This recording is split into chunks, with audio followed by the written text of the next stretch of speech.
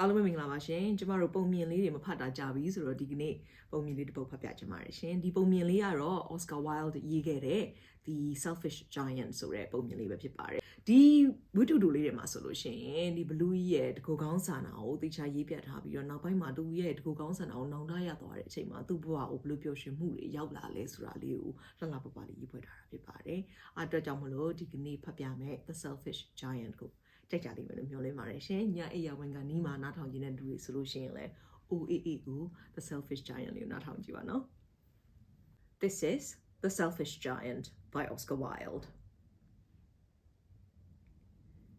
Every afternoon, as they were coming from school, the children used to go and play in the giant's garden.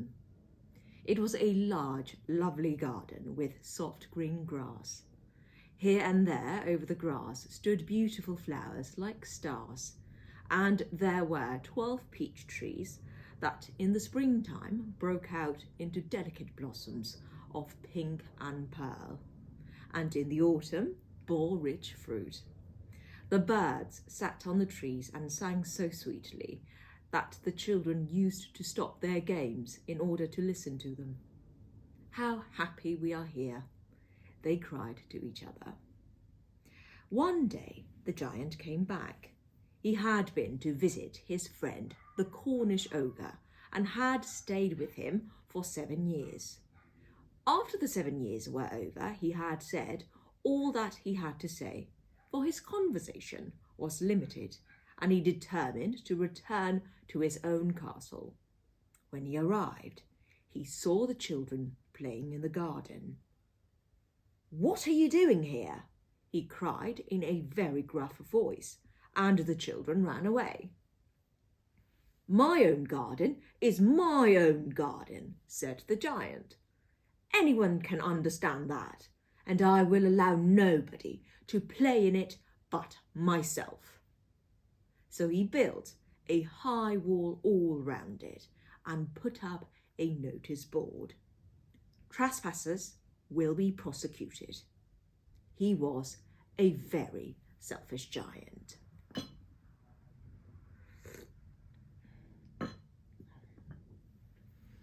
The poor children had now nowhere to play.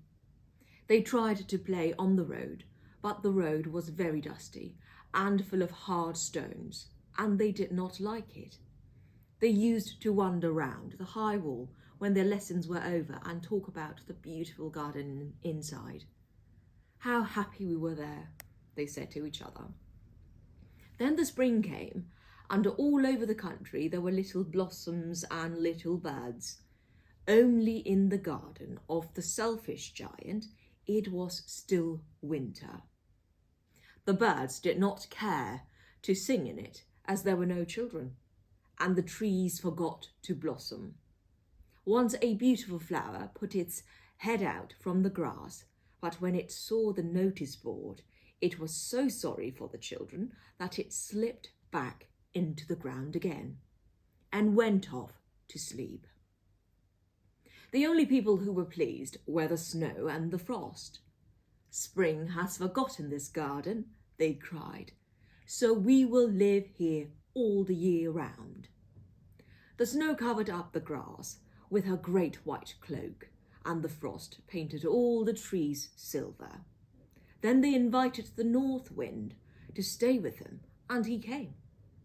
He was wrapped in furs, and he roared all day about the garden and blew the chimney pots down. "This is a delightful spot," he said. "We must ask the hail on a visit." So the hail came. Every day for 3 hours he rattled on the roof of the castle till he broke most of the slates, and then he ran round and round the garden as fast as he could go. He was dressed in grey, and his breath was like ice. "I cannot understand why the spring is so late in coming," said the selfish giant, as he sat at the window and looked out at his cold white garden. "I hope there will be a change in the weather." But the spring never came. nor the summer. The autumn gave golden fruit to every garden, but to the giant's garden she gave none. "He is too selfish," she said. So it was always winter there, and the north wind and the hail and the frost and the snow danced about through the trees.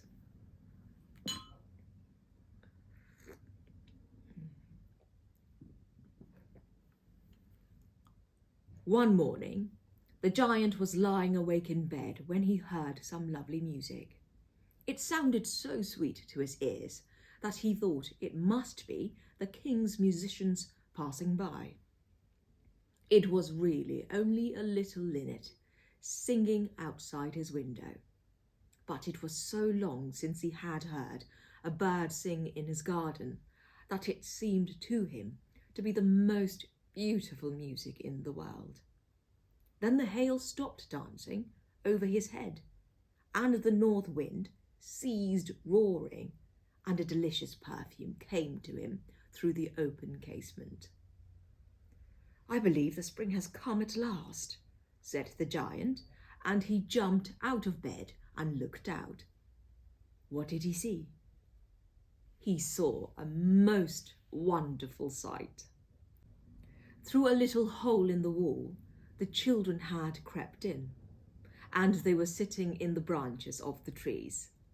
In every tree that he could see, there was a little child, and the trees were so glad to have the children back again that they had covered themselves with blossoms and were waving their arms gently above the children's heads. The birds were flying about and twittering with delight, and the flowers were looking up through the green grass and laughing. It was a lovely scene. Only in one corner it was still winter. It was the furthest corner of the garden, and in it was standing a little boy. He was so small that he could not reach up to the branches of the tree, and he was wandering all round it, crying bitterly. The poor tree was still quite covered with frost and snow, and the north wind was blowing and roaring above it. "Climb up, little boy," said the tree, and it bent its branches down as low as it could, but the boy was too tiny. And the giant's heart melted as he looked out. "How selfish I have been," he said. "Now I know why the spring would not come here.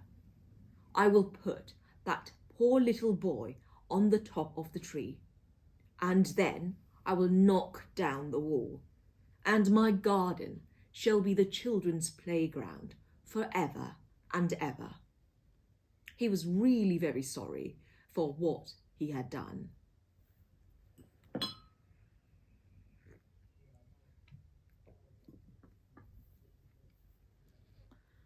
So he crept downstairs and opened the front door quite softly and went out into the garden.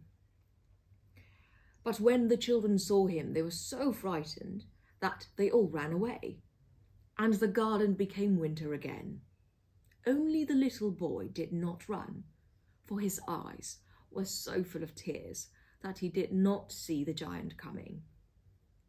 And the giant stole up behind him and took him gently in his hand and put him up into the tree. And the tree broke at once into blossom, and the birds came and sang on it.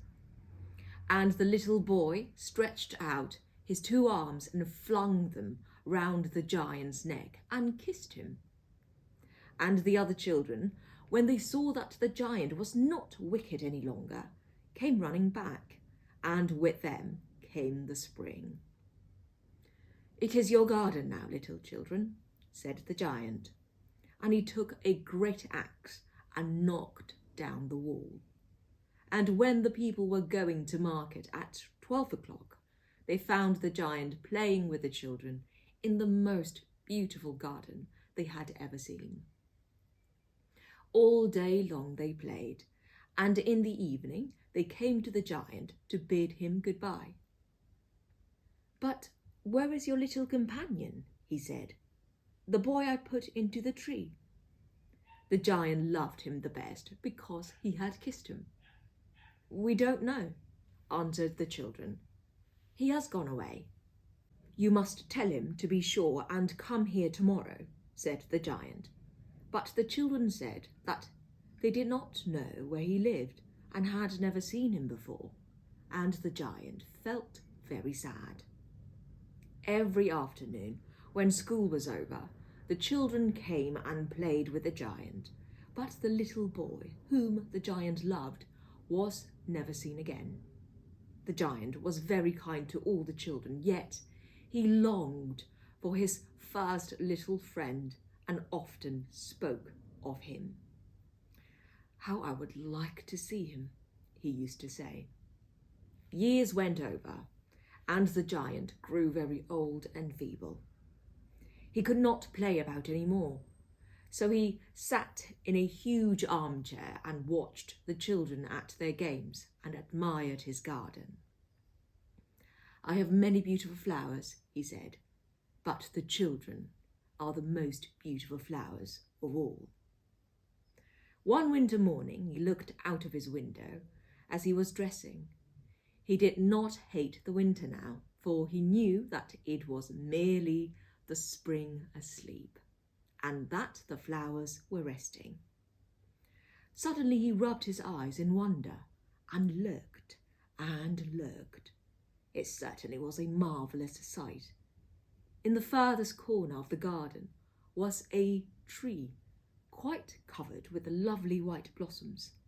Its branches were all golden, and silver fruit hung down from them, and underneath it stood the little boy he had loved. Downstairs ran the giant in great joy and out into the garden. He hastened across the grass and came near to the child. And when he came quite close, his face grew red with anger. And he said, "Who hath dared to wound thee?" For on the palms of the child's hands were the prints of 2 nails, and the prints of 2 nails were on the little feet. "Who hath dared to wound thee?" cried the giant. "Tell me, that I may take my big sword and slay him." "Nay," answered the child, "but these are the wounds of love." "Who art thou?" said the giant, and a strange awe fell on him, and he knelt before the little child. And the child smiled on the giant and said to him, "You let me play once in your garden. Today you shall come with me to my garden, which is paradise." And when the children ran in that afternoon, they found the giant lying dead under the tree, all covered with white blossoms. End of The Selfish Giant by Oscar Wilde.